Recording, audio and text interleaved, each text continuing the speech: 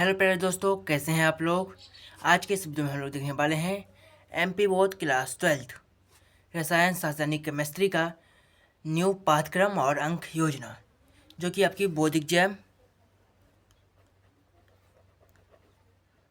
2026 और 2027 के लिए होगा।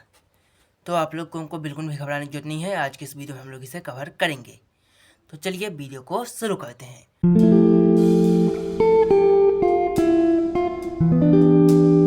माध्यमिक शिक्षा मंडल मध्य प्रदेश भोपाल हायर सेकेंडरी परीक्षा सत्र 2026-27 का पाठ्यक्रम और अंक योजना कक्षा 12वीं रसायन शास्त्र।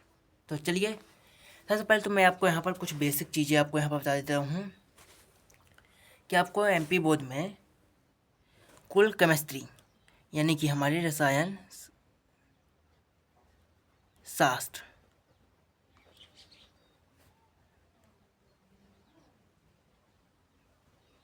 में कुल हमारी 10 इकाई हैं। कुल कितनी इकाई हैं? 10। और जैसे कि हमने फिजिक्स और केमिस्ट्री में देखा था कि हर इकाई में हमारे 2 से 3 चैप्टर होते थे, लेकिन इसमें हमारे टोटल 10 अध्याय हैं, यानी कि हर एक इकाई में हमारा एक चैप्टर है। तो आपको ज़्यादा कुछ करने की जरूरत पड़ेगी नहीं। फिर इसके बाद मैं अगर कुछ बात करूँ, इससे पहले मैं बताना चाहूँगा कि अगर आप लोग चैनल पर नए हैं तो चैनल को सब्सक्राइब कर सकते हैं। वीडियो को लाइक करके एक प्यारा सा कमेंट जरूर कीजिएगा। तो देखिए आगे की जो बात है उसमें अब इनका भी हम लोग अंक योजना भी देखेंगे, पाठ्यक्रम देखेंगे, सभी चीज़ें। अब इन अध्यायों को आपको डिटेल में पढ़ना हो, क्योंकि पिछले 2 साल से पिछले 2 सालों से आपका जो पेपर है केमिस्ट्री का वो कठिन बन रहा है। ठीक है, तो चलो वीडियो को स्टार्ट करते हैं।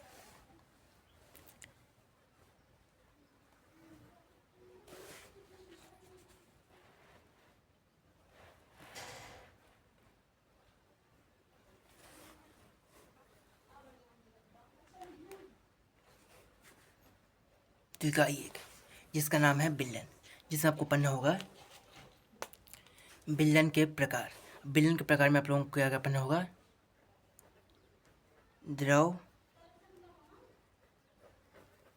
ठोस और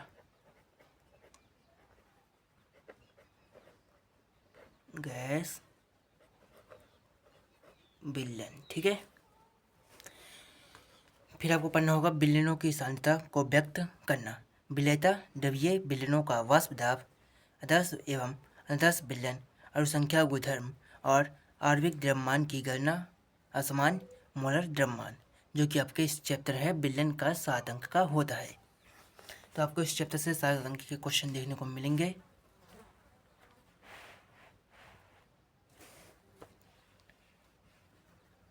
फिर आपको चैप्टर 2 में मिलता है वैद्युत रसायन, जिसके अंदर आपको पढ़ना होगा वैद्युत रासायनिक सेल, गैल्वेनिक सेल, ननर्स समीकरण, वैद्युत अपघटनीय विलयनों का चालक तत्व, विद्युत अपघटनीय सेल एवं वैद्युत अपघट बैटरियाँ, ईंधन सेल संरक्षण, जो कि आपके 9 अंक का आता है, जो कि आपको स्क्रीन पर दिख ही रहा है। फिर उसके बाद अगर मैं बात करूँ चैप्टर नंबर 3 की, तो चैप्टर नंबर 3 का नाम है रासायनिकी बलगति, जिसके अंदर आपको पढ़ना पड़ेगा रासायनिक अभिक्रिया वेग को प्रभावित करने वाले कारक, समाकलित वेग समीकरण, अभिक्रिया वेग की ताप पर निर्भरता, रासायनिक अभिक्रिया का सघन सिद्धांत, जो कि आपका 7 अंक का होता है। तो आपको इस तरह यूनिट नंबर 4 पे आप लोग चलते हैं। इकाई 4 डी एवं एफ ब्लॉक के तत्व। आवास श्रेणी में स्थित डी ब्लॉक तत्वों के इलेक्ट्रॉनिक विन्यास, संकरण तत्वों डी ब्लॉक के सामान्य गुण, संकरण तत्वों के कुछ महत्वपूर्ण यौगिक, लैंथेनाइट, एक्टिनाइट, डी एवं एफ ब्लॉक के तत्वों के कुछ अनुप्रयोग आपको पढ़ना होगा, जो कि आपका 7 अंक का आता है। फिर अगर मैं यहाँ से बात करूँ तो आपको इकाई 5 में पढ़ना है उपसहसंयोजक यौगिक, जिसमें आपको उपसहसंयोजन यौगिक का वर्णन का सिद्धांत, उपसहसंयोजन यौगिक से संबंधित कुछ प्रमुख परिभाषाएं, शब्द और उनकी परिभाषाएं, उपसय संयोजन यौगिक का नामकरण उपसय संयोजन यौगिक में समवायता उपसय संयोजन यौगिक में अबंध धातु कार्बनिक में अबंध उप संयोजन यौगिक में यौगिक का महत्व तथा अनुप्रयोग आपको पढ़ना होगा। ये भी आपका 7 अंक का आता है। अब मैंने आपको जो भी बताया उसमें अब आप कुछ चीज़ें समझिए। यहाँ पर मैं समझा देता हूँ कि जो आपकी रसायन शास्त्र होती है यानी केमिस्ट्री,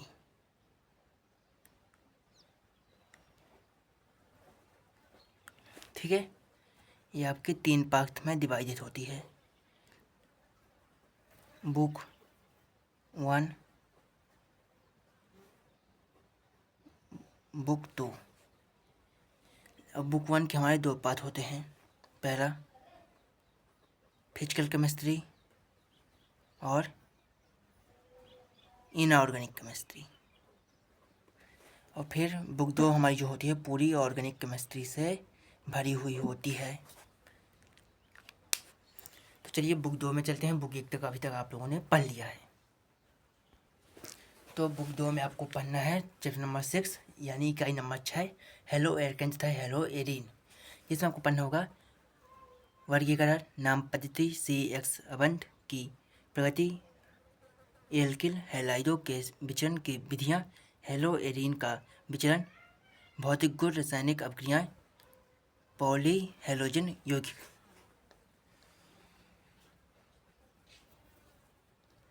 फिर इकाई नंबर 7 में आपको हेलो एल्कोहल, फिनॉल एवं ईथर, जिसमें आपको वर्गीकरण, नाम पद्धति, क्रियात्मक समूहों की रचनाएं, एल्कोहल तथा फिनॉल का विचरण, भौतिक अबंध, महत्व के कुछ एल्कोहल, ईथर, जो कि आपका 6 अंक का होता है दोनों चैप्टर। चैप्टर नंबर 8 पे चलते हैं। चैप्टर नंबर 8 में आपको पढ़ना होगा इकाई नंबर 8 जो कि है एल्डिहाइड, कीटोन और कार्बोक्सिलिक अम्ल। ये आपका चैप्टर थोड़ा बड़ा है तो इसमें बड़े टॉपिक आते हैं, जैसे कि कार्बनिक यौगिक का नामकरण एवं रचना, एल्डिहाइडों एवं कीटोनों का विचरण, भौतिक गुण, रासायनिक अभिक्रियाएं, एल्डिहाइडों एवं कीटोनों के उपयोग, कार्बोक्सिलिक अम्ल समूहों की पद्धति व रचना, कार्बोक्सिलिक अम्ल बनाने की विधियाँ, भौतिक गुण, रासायनिक अभिक्रियाएं, कार्बोक्सिलिक अम्लों के उपयोग, जो कि आपके 8 अंक का होता है यह इकाई।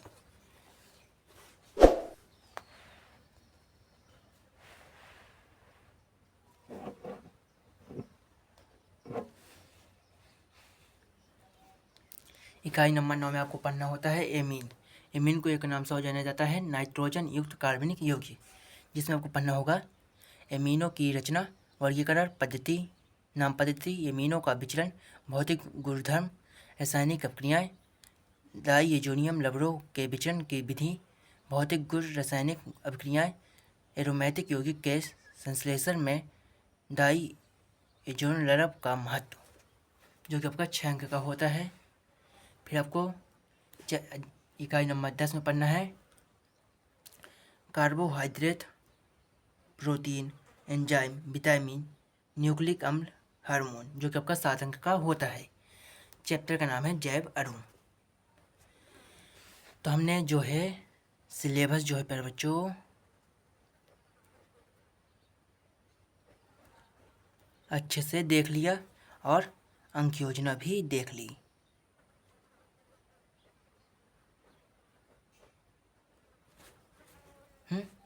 अब आते हैं एग्जाम पैटर्न की ओर।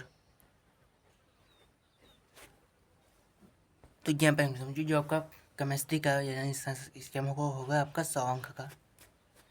अब 100 अंक में मैं बता दूँ कि आपको इसको 2 पार्ट में डिवाइड किया जाता है, पार्ट 1 और पार्ट 2। जो आपकी लिखित परीक्षा होती है वो 100 अंक की होती है, और प्रायोगिक परीक्षा जो कि आपकी 30 अंक की होती है। तो लिखित परीक्षा जिसके लिए हम आपको यूट्यूब पर पढ़ाएंगे। लिखित परीक्षा ये आपकी स्कूल में होती है। आपको स्कूल में फाइल बनाने को आपके अनुशासन और सभी चीज़ों को देखकर दिया जाता है।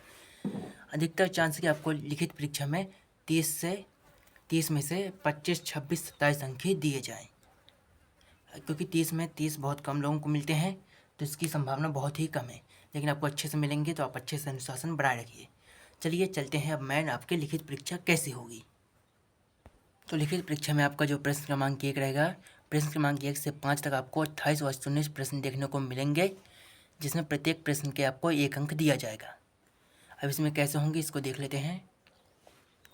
प्रश्न क्रमांक 1 में 6 सही जोड़ी होंगी, प्रश्न क्रमांक 2 में 6 रिक्त स्थान, प्रश्न क्रमांक 3 में 6 सत्य सत्य, प्रश्न क्रमांक 4 में 5 सही जोड़ी, प्रश्न क्रमांक 5 में 5 एक वाक्य में उत्तर होंगे। फिर प्रश्न क्रमांक 6 से 12 तक आपको कुल 7 प्रश्न देखने को मिलेंगे, प्रत्येक प्रश्न के लिए आपको 2 अंक दिए जाएंगे और प्रत्येक प्रश्न का आपका अथवा भी होगा। और जहाँ तक मुझे पता है कि हमारे क्लास 12 के बच्चे इतने तो गधे हैं नहीं कि उन्हें अथवा का मतलब ना पता हो। अगर नहीं पता है तो जल्दी से कमेंट कर दो, मैं आपको इसका मतलब नेक्स्ट वीडियो में आके बता दूंगा। फिर प्रश्न क्रमांक 13 से 16 तक आपको कुल 4 प्रश्न देखने को मिलेंगे, प्रत्येक प्रश्न आपको 3 अंक के मिलेंगे। और फिर प्रश्न क्रमांक 17 से 20 तक कुल आपको 4 प्रश्न देखने को मिलेंगे, प्रत्येक प्रश्न आपको 4 अंक के मिलेंगे। तो बच्चों आज के इस वीडियो में हम लोगों ने सिलेबस, अंक योजना और एग्जाम पैटर्न बहुत ही अच्छे से तरीके से समझा। तो अगर आप लोग चैनल पर नए हैं तो चैनल को सब्सक्राइब कर सकते हैं, वीडियो को लाइक करके एक प्यारा सा कमेंट जरूर कीजिएगा। चलिए मिलते हैं एक और नई वीडियो में। जय माँ सरस्वती।